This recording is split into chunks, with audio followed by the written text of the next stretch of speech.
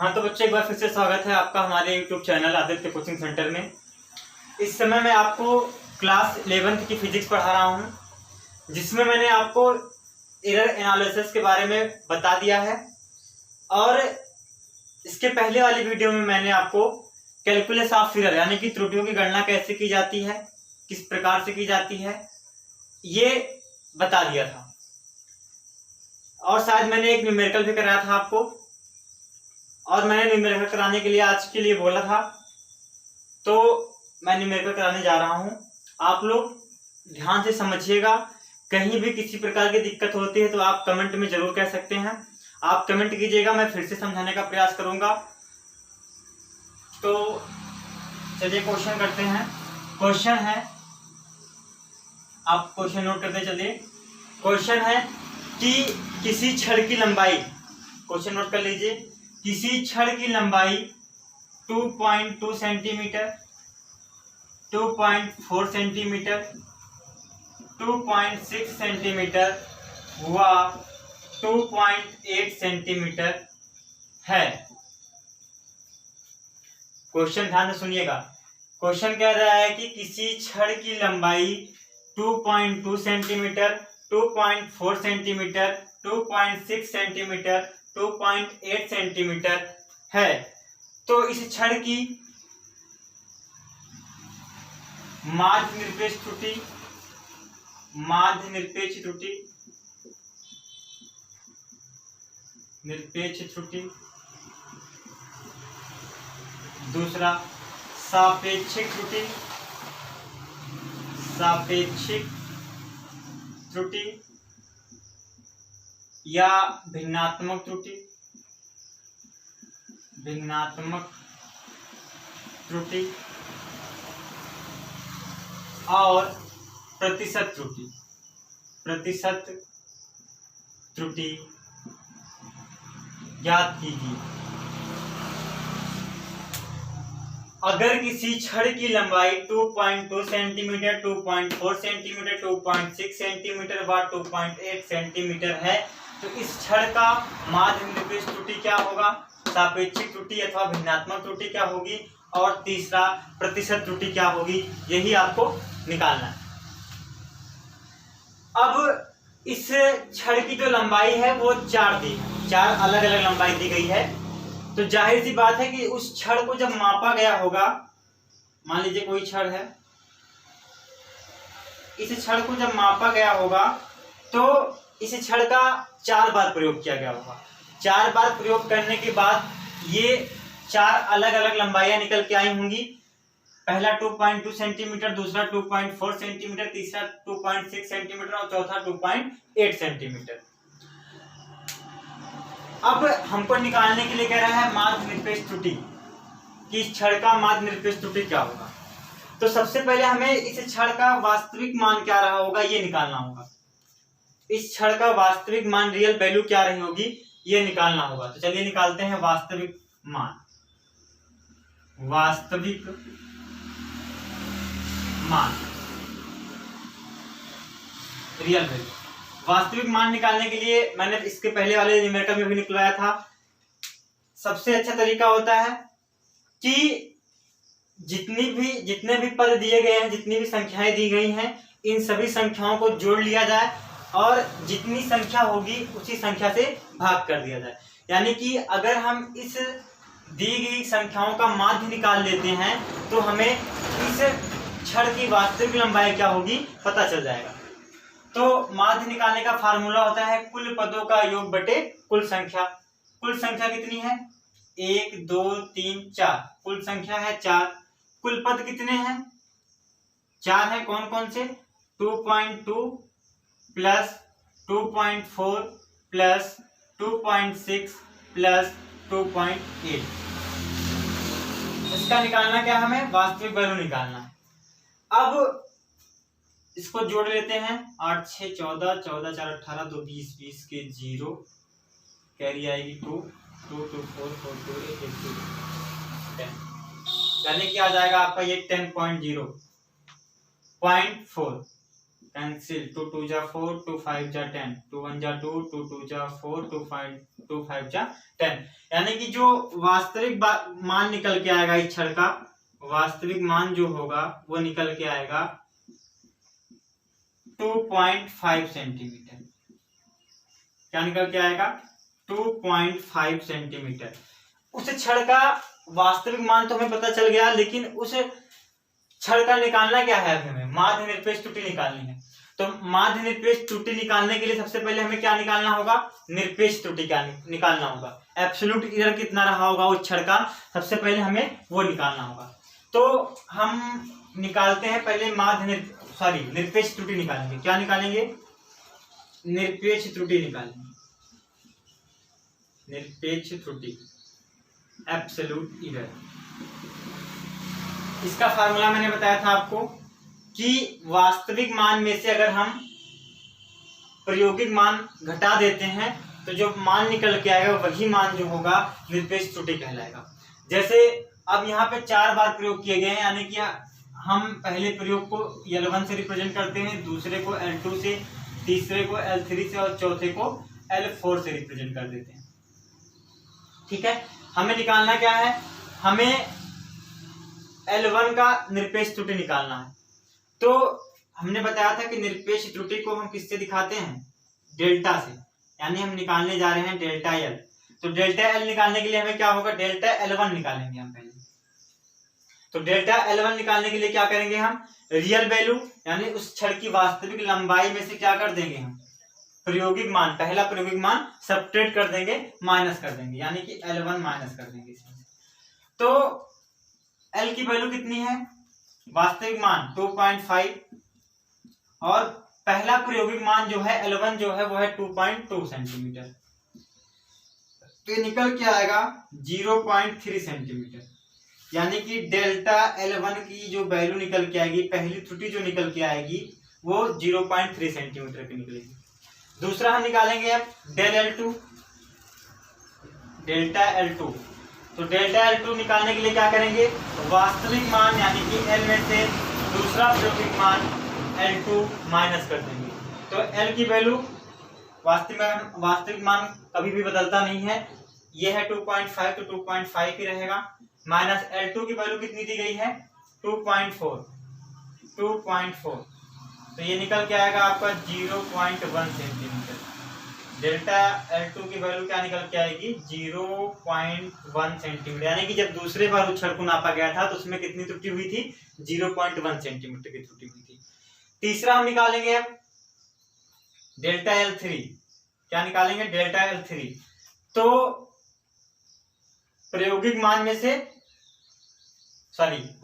में से प्रायोगिक मान हटा देंगे।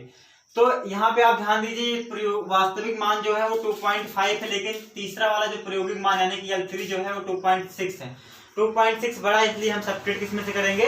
2.6 में से। तो अगर हम 2.6 में से वास्तविक मान कहाँ गया? 2.5 माइनस कर देते हैं तो निकल के आएगा ये 0.1 सेंटीमीटर। डेल्टा L3 की वैल्यू हमको मिल गई 0.1 सेंटीमीटर। अब हम डेल्टा L4 निकालेंगे। क्या निकालेंगे? डेल्टा L4 निकालेंगे। तो 2.8 में से हम 2.5 माइनस कर देंगे तो निकल के आएगा डेल्टा L4 की वैल्यू 0.3 सेंटीमीटर। कहने का मतलब जब उस छड़ का प्रयोग पहली बार किया गया, उस छड़ को पहली बार नापा गया तो उसमें 0.3 सेंटीमीटर की त्रुटि मिलती है। दूसरी बार मापने पर उसको 0.1 सेंटीमीटर की त्रुटि मिलती है। तीसरी बार मापा गया उस छड़ को तो 0.1 सेंटीमीटर की त्रुटि मिलती है। और जब उस छड़ का चौथी बार प्रयोग किया जाता है, चौथी बार मापा जाता है, तो उसका जो त्रुटि निकल के आता है वो 0.3 सेंटीमीटर का निकल के आता है। अब हमें निकालना क्या है? निकालना है माध्य निरपेक्ष त्रुटि। अगर हमें निरपेक्ष त्रुटि पता है तो हम माध्य निरपेक्ष त्रुटि बड़े ही आसान तरीके से निकाल सकते हैं। अब हम निकालेंगे माध्य निरपेक्ष त्रुटि। माध्य निरपेक्ष त्रुटि यानी कि मीन एब्सोल्यूट एरर। क्या निकालेंगे? Mean absolute error.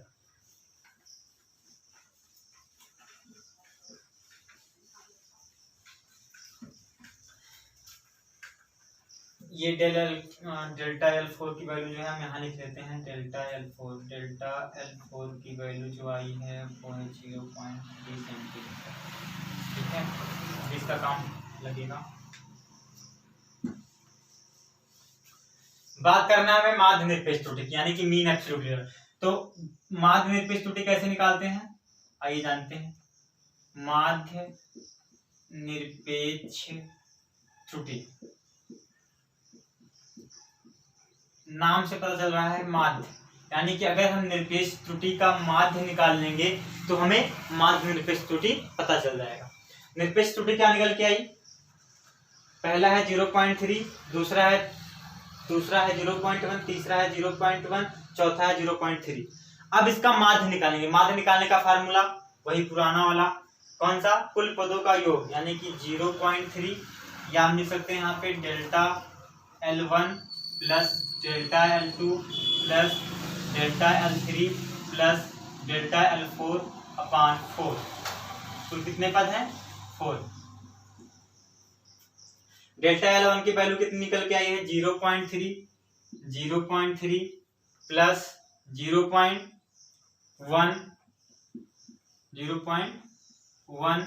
Plus 0.1 plus 0.3, क्या निकल गया है, 0.3 अपान 4।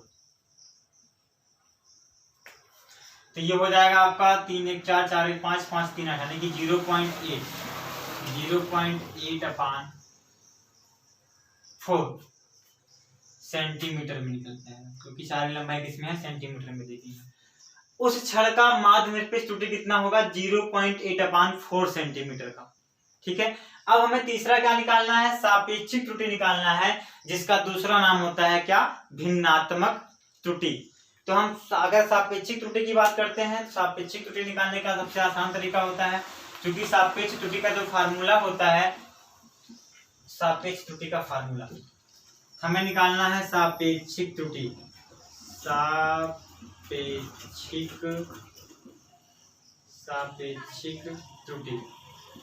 सापेक्षिक त्रुटि निकालने का फार्मूला होता है, क्या होता है,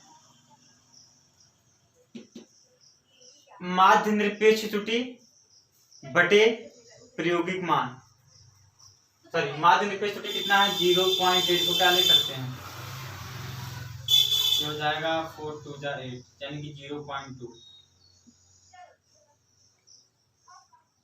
ठीक है, ये हो जाएगा आपका 0.2 अपान वास्तविक मान कितना था, 2.5। दशमलव से दशमलव बर्बाद हो जाएगा, तो ये आपका हो जाएगा 2/25। क्या निकल के आएगा, सापेक्षिक त्रुटि कितने की, 2/25 का।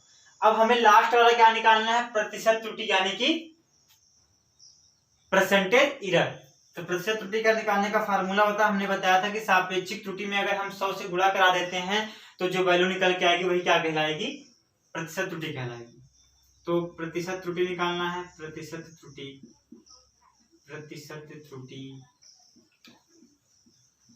सापेक्षिक त्रुटि यानी कि 2/25 में किससे मल्टीप्लाई करा देंगे, 100 से। तो जो मान निकल के आएगा वही मान क्या कहलाएगा, प्रतिशत त्रुटि कहलाएगा, परसेंटेज एरर कहलाएगा।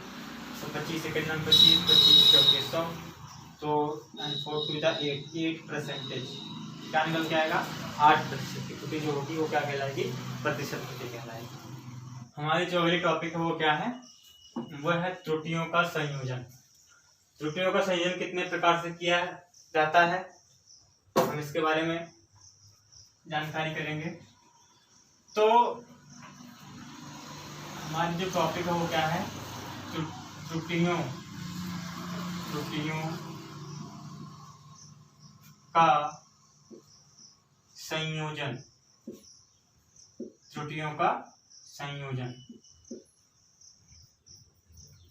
त्रुटियों का संयोजन जो है वो 4 प्रकार से किया जाता है, जैसे कि योग में त्रुटि, अंतर में त्रुटि, गुणा में त्रुटि, भाग में त्रुटि, ऐसे करते हैं। ठीक है, तो पहला हम जानेंगे कि योग में त्रुटि। पहला क्या होगा, योग में त्रुटि। ये कैसे होता है इसके बारे में चर्चा करेंगे। योग में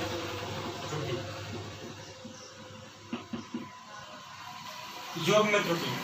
मान लीजिए कोई भौतिक राशि y, मान लीजिए कोई भौतिक राशि y है जो कि a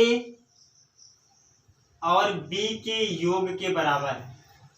फिर से समझिए, हमने मान लिया कि कोई भौतिक राशि y है जो कि a और b के योग के बराबर है। अगर हम a की बात करते हैं तो त्रुटि सहित a का जो मान होगा वो होगा a plus minus delta a। ठीक, अगर हम a का त्रुटि सहित बात करते हैं तो a क्या होगा, ये तो माप है, लेकिन इसकी त्रुटि की बात करेंगे हम तो इसको किससे रिप्रेजेंट करेंगे, डेल्टा a से। निरपेक्ष त्रुटि को किससे रिप्रेजेंट करते हैं, डेल्टा a से। वैसे ही अगर हम b का त्रुटि सहित बात करें तो अगर हम b के मान की बात करते हैं त्रुटि सहित तो ये निकल के आएगा b plus minus delta b। ये त्रुटि सहित b के मान हो जाएगा, b की वैल्यू हो जाएगी। अच्छा, ये प्लस माइनस क्या है, प्लस माइनस चूंकि जो त्रुटि होगी वो धनात्मक भी हो सकती है, ऋणात्मक भी हो सकती है, पॉजिटिव भी हो सकती है, नेगेटिव भी हो सकती है, इसलिए प्लस माइनस लगता है। अब हम इसकी जगह पे लिख क्या सकते हैं, a की त्रुटि सहित वैल्यू जो मिली हमको वो है a plus minus delta a। Plus है, प्लस लगा देते हैं भाई, नहीं तो आप लोग नाराज हो जाएंगे। दूसरा है b की वैल्यू त्रुटि सहित b plus minus delta b। अब किस प्रकार से योग में त्रुटि करते हैं ये ध्यान दीजिए आप। हमेशा आप याद रखिएगा कि माप में माप जुड़ेगा, ठीक है, यानी कि मान में मान जुड़ जाएगा और त्रुटि में त्रुटि जुड़ेगी। यानी कि मैं कहना चाहता हूं कि हमेशा माप में, यानी कि a माप है और a माप था, b माप था, तो a में क्या जुड़ेगा, b जुड़ेगा, ठीक है, और त्रुटियों में त्रुटि जुड़ेगा। हमेशा आप ध्यान दीजिएगा कि त्रुटि में हमेशा त्रुटि जुड़ेगी, घटेगी नहीं किसी भी कीमत पर। त्रुटि हमेशा जो होती है वो जुड़ जाती है दूसरे त्रुटि में। अब यहाँ पे प्लस माइनस त्रुटि क्या है आपकी, delta a plus delta b।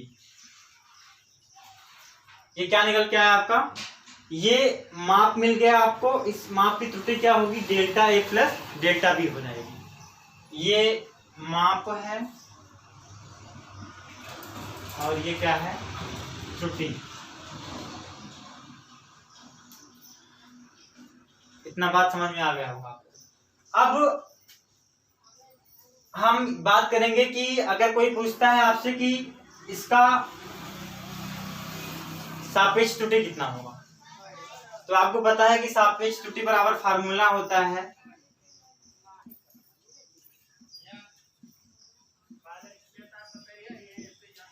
त्रुटि बटे मान। त्रुटि कितनी है, delta a plus delta b upon a plus b। ये क्या हो जाएगा, सापेक्ष त्रुटि हो जाएगा। अगर आपसे कोई प्रतिशत त्रुटि की बात करता है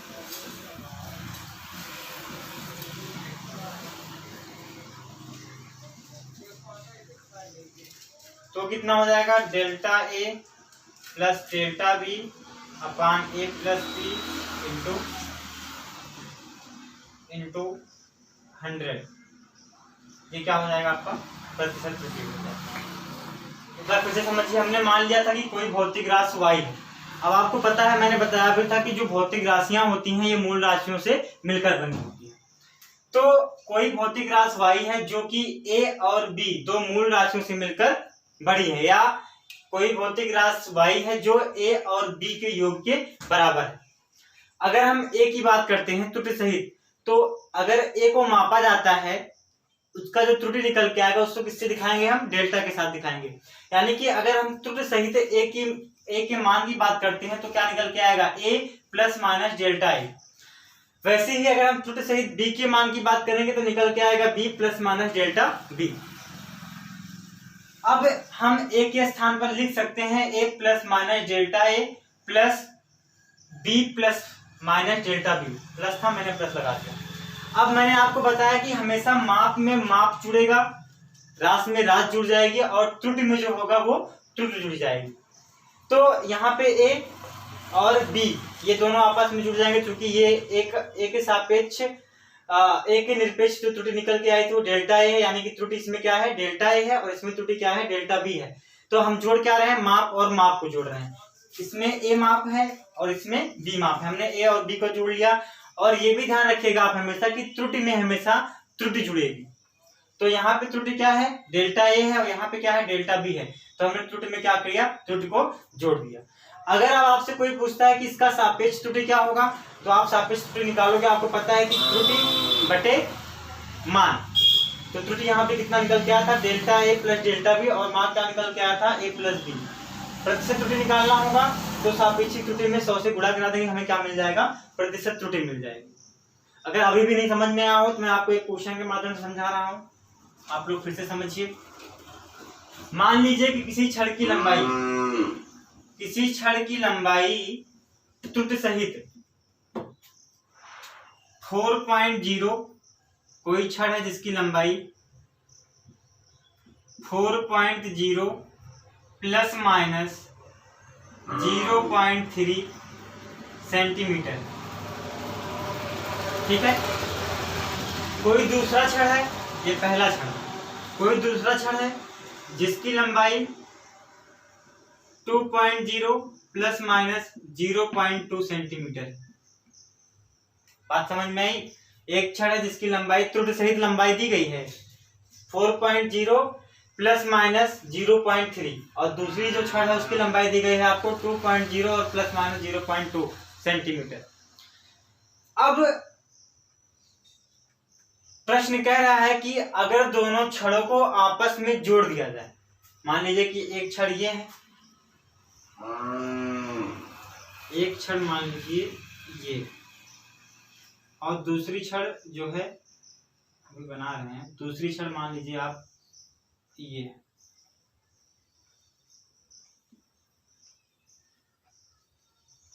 ठीक है। दो छड़, ये L1 है, ये L2 है।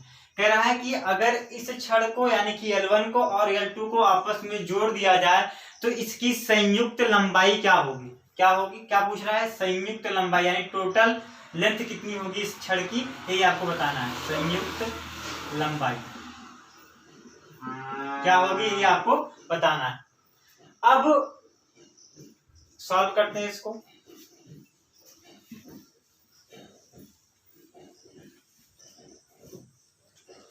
ये है आपका, हमें जोड़ना क्या, संयुक्त लंबाई निकालनी, यानी L1 में L2 हमको ऐड कर देना है, जोड़ देना है, क्योंकि हम पढ़ क्या रहे हैं, योग में त्रुटि पढ़ रहे हैं। तो ये है L1 की वैल्यू है 4.0 प्लस माइनस 0.3 प्लस L2 की वैल्यू है 2.0 प्लस माइनस 0.2, ठीक है। हमने बताया था कि माप में माप जुड़ जाएगा, यानी कि 4.0 में जुड़ेगा क्या, 2.0, ठीक है, प्लस माइनस त्रुटि में क्या जुड़ जाएगी, त्रुटि यानी कि 0.3 में आपका ऐड हो जाएगा 0.2।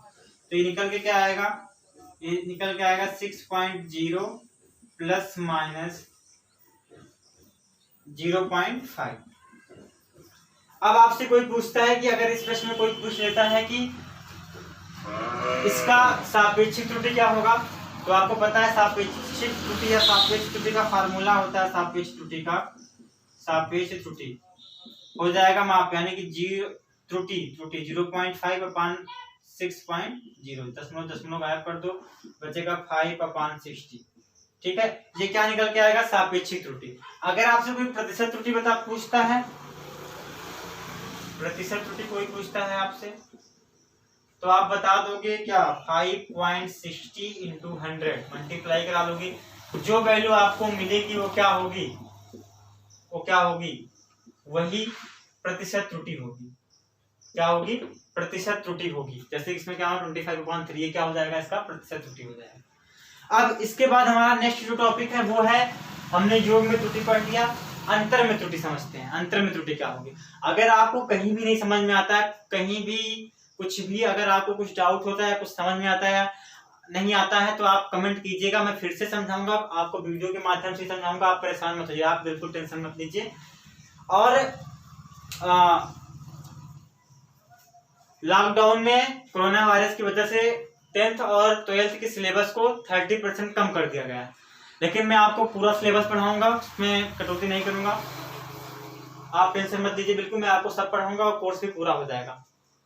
ठीक है, अगर आपको समझ में नहीं आएगा तो आप कमेंट कर दीजिएगा। ठीक है, मैं फिर से समझाऊंगा आपको, आप बिल्कुल टेंशन मत लीजिए। अब हम पढ़ेंगे अंतर में त्रुटि। अंतर में त्रुटि क्या होती है? अगर आपको योग में त्रुटि समझ में आ गई होगी तो अंतर में त्रुटि भी समझ में आ जाएगी। अंतर में त्रुटि, अंतर में त्रुटि कैसे होता है ये पढ़ेंगे हम लोग। क्या पढ़ेंगे? अंतर में त्रुटि। अब हम पढ़ने जा रहे हैं अंतर में त्रुटि। ये कैसे होगी आइए देखते हैं। मान लीजिए कोई भौतिक राशि z है। क्या है? कोई भौतिक राशि z है, ये a और b के अंतर के बराबर है। a और b के अंतर के बराबर है। फिर ध्यान दीजिएगा, अगर हम a के मान की बात करें त्रुटि सहित तो क्या हो जाएगा? a plus minus delta A. Delta A क्या है? a का विपरीत त्रुटि है और a क्या है? मान लीजिए कोई मूल राशि। वैसे ही b का, तो ये क्या हो जाएगा? b plus minus delta b। अब हम a की जगह पे क्या लिख सकते हैं? a की जगह पे क्या लिख सकते हैं? बोलिए भाई, आप लोग बोल दीजिए। a plus minus delta A, minus है तो माइनस लगा देंगे भाई। b है, b की जगह पे क्या लिखेंगे? b plus minus delta b। ठीक है, अब जैसे योग में हमने योग में त्रुटि जब पढ़ा हमने, तो हमने क्या किया? माप में माप को ऐड कर दिया था, क्योंकि हमने योग में त्रुटि पढ़ा था। अब हम पढ़ क्या रहे हैं? अंतर में त्रुटि, यानी कि हम माप से माप को क्या करेंगे? हटा देंगे, उसका अंतर निकाल देंगे, सब्ट्रैक्ट कर देंगे। ठीक है, तो a माइनस b, माप में से माप को हटा देंगे। लेकिन फिर ध्यान दीजिए आप लोग, मैंने बताया था कि जो त्रुटि होगी वो हमेशा जुड़ेगी। त्रुटि का क्या होगा? हमेशा योग होगा, उसका अंतर नहीं होगा। त्रुटियों का हमेशा क्या किया जाएगा? जोड़ किया जाएगा, अंतर नहीं किया जाएगा। यानी त्रुटि जो है डेल्टा ए और डेल्टा बी क्या है? ये जुड़ जाएगी। ये क्या निकल के आएगा? अंतर में त्रुटि। कोई सापेक्षिक त्रुटि पूछता है आपसे, सापेक्ष त्रुटि, तो आप क्या करोगे? सापेक्ष त्रुटि निकालने के लिए बोलो भैया, क्या करोगे आप लोग? इसमें यानी त्रुटि में डेल्टा बी, इसमें क्या करोगे? a माइनस भाग से, a माइनस बी से भाग कर दो। ये क्या निकल के आएगा? सापेक्षिक त्रुटि। प्रतिशत त्रुटि निकालना हुआ, आप क्या करोगे? इसी में सापेक्ष त्रुटि में क्या कर दोगे आप लोग समझदार हो, समझ गए होगे कि delta a plus delta b upon a minus b में क्या करेंगे? 100 से मल्टीप्लाई करा देंगे। क्या निकल के आएगा? प्रतिशत त्रुटि निकल के आएगा। इसको भी मैं समझाऊंगा कैसे, क्वेश्चन के माध्यम से। वही फिर से समझिए आप लोग, सो सॉल्व कर लीजिए, वीडियो आगे करके लिख लीजिएगा। ठीक है, हमारे पास समय का अभाव है, इसलिए हम क्या करेंगे? अब आपको एक एग्जाम्पल बताएंगे, एग्जाम्पल में आप समझ जाओगे। क्वेश्चन लिखिए, मान लीजिए कोई छड़, माना या एक छड़ है जिसकी लंबाई वही मानते हैं 4.0 प्लस माइनस 0.3 सेंटीमीटर है। ठीक है, कोई छड़ भैया बना देना, ये छड़ है, इस छड़ की लंबाई 4.0 प्लस माइनस 0.3। कैसे? त्रुटि सहित छड़ की लंबाई दी गई। ठीक है, अगर इस छड़ को खींच कर क्या करके खींच के बढ़ा दिया जाता है, यानी कि मान लो इसको खींचा गया और बढ़ाया गया। ठीक है, खींच के बढ़ाया गया अगर मान लो इसको, तो इसमें कुछ ना कुछ वृद्धि होगी। इसमें जो वृद्धि होती है वो होती है 2.0 प्लस माइनस, त्रुटि सहित बता रहा हूँ, प्लस माइनस 0.2 सेंटीमीटर क्या होती है? वृद्धि। यानी कि इसको अगर हमें L1 मान लेते हैं तो इसका मान लेंगे L2 मान लेते हैं। हमें L1 और L2 यानी कि छड़ की लंबाई और जब उसको खींचा गया तो उसकी जो लंबाई बढ़ी वो भी हमको त्रुटि सहित दी गई।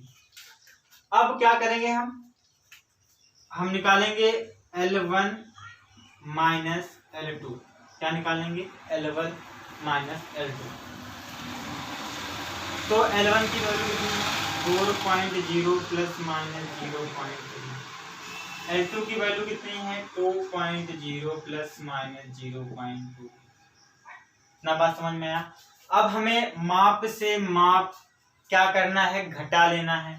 यानी कि हमें 4.0 में से घटाना है 2.0। लेकिन त्रुटि क्या होगी? त्रुटि क्या होगी भाई साहब बताइए, क्या होगी? त्रुटि जुड़ जाएगी। ये है 0.3, ये भी ये त्रुटि है इसमें 0.2। ये क्या होगा? ऐड हो जाएगा त्रुटि, क्योंकि हमेशा त्रुटि जो होगी वो जुड़ती है, घटती नहीं है।